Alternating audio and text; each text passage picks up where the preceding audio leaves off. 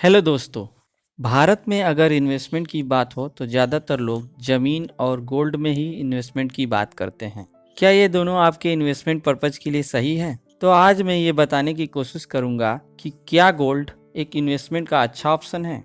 अगर है भी तो क्यों और किन लोगों के लिए सही है? अगर मैं गोल्ड में इन्वेस्टमेंट के डिसएडवांटेज यानी घाटे को देखूँ तो first disadvantage, value toward society. दुनिया के सबसे बड़े इन्वेस्टर वॉरेन बफेट की माने तो ये एक ऐसा इंस्ट्रूमेंट है जो सोसाइटी में कोई वैल्यू नहीं ऐड करता।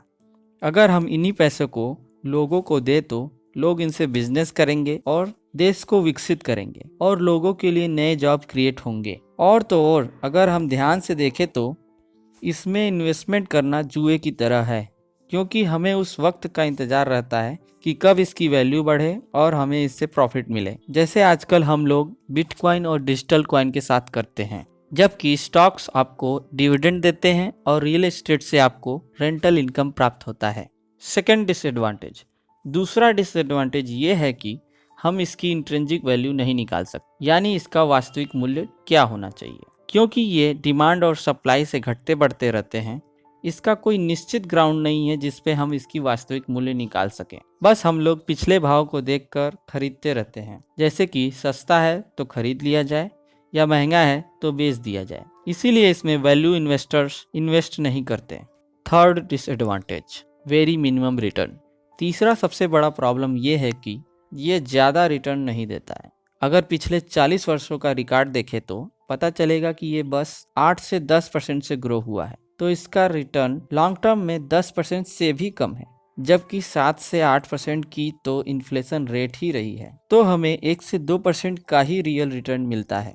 ये एक ऐसा इन्वेस्टमेंट है जो आपको और अमीर नहीं बना सकता है, बल्कि उतना ही बनाए रख सकता है जितना आप पहले अमीर रहे हो। तो आप गोल्ड में इन्वेस्ट करके अमीर नहीं बन सकते। अगर आपको इन्फ्लेशन या महंगाई की अच्छी समझ है तो आपको पता लग जाएगा कि ये एक अच्छा इन्वेस्टमेंट ऑप्शन नहीं है। ये आपके वेल्थ को उतना ही बनाए रखता है, बढ़ाता नहीं है। इसीलिए गोल्ड एक बुरा इन्वेस्टमेंट नहीं है, लेकिन एक अच्छा इन्वेस्टमेंट भी नहीं है। इसकी वैल्यू साल दर साल बस महंगाई को कवर करती है। आज से 10 साल पहले 10 ग्राम सोने की कीमत से जितनी चीज़ें खरीद सकते थे, आज भी 10 ग्राम सोने से उतनी ही चीज़ें खरीद सकते हैं और फ्यूचर में भी यही वैल्यू रहेगी। ये एक फिक्स्ड इनकम इन्वेस्टमेंट की कैटेगरी के अंदर आता है। इसमें आप अपने पैसों को महंगाई और मंदी से सुरक्षित रखने के लिए इसमें इन्वेस्टमेंट कर सकते हैं। इसीलिए मेरे हिसाब से हम सबको अपनी सेविंग का 5 से 10% ही इसमें इन्वेस्ट करना चाहिए, यानी अपने इन्वेस्टमेंट को स्टॉक और गोल्ड में डिवाइड कर लेना चाहिए। अगर स्टॉक मार्केट क्रैश होता है तो ये आपको 7 से 8% से भी ज़्यादा प्रॉफिट दे सकता है, क्योंकि मंदी के समयों में गोल्ड की कीमतों में 30 से 40% तक का इजाफा हो जाता है, क्योंकि उन समयों में लोगों को ये एक सुरक्षित ऑप्शन लगता है, जबकि एफडी हमेशा आपको 6 से 7% का ही रिटर्न देता है। तो अगर आप इन्वेस्टमेंट पर्पज के लिए गोल्ड खरीदना चाहते हैं तो आप इन बातों का ध्यान रखें। धन्यवाद।